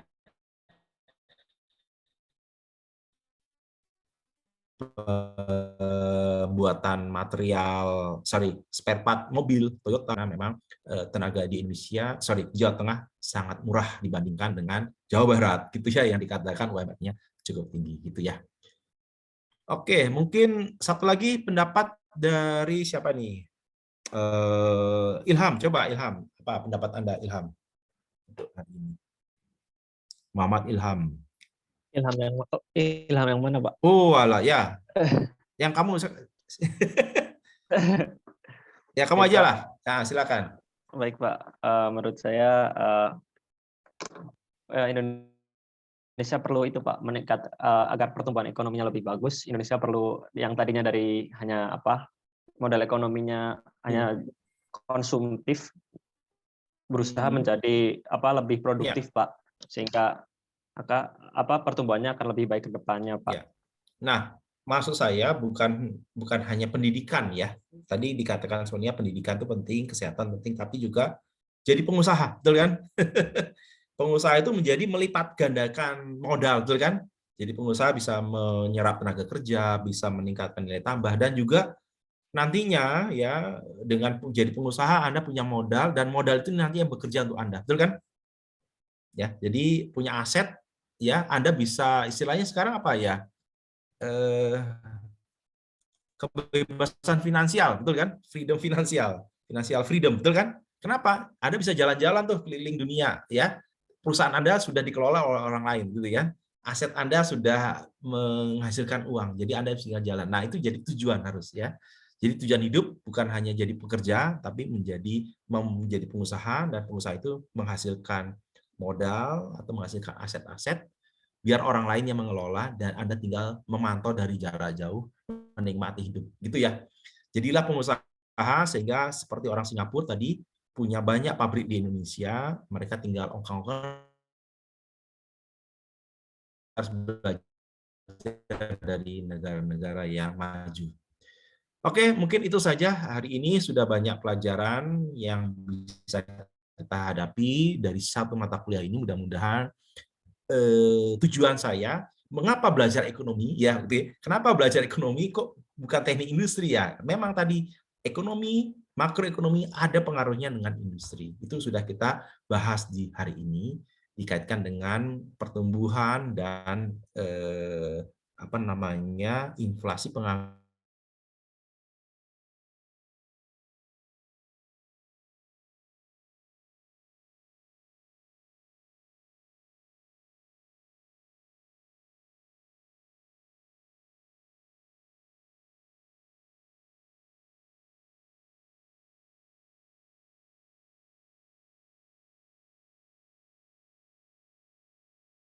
Pak Mangki. Terima kasih Pak.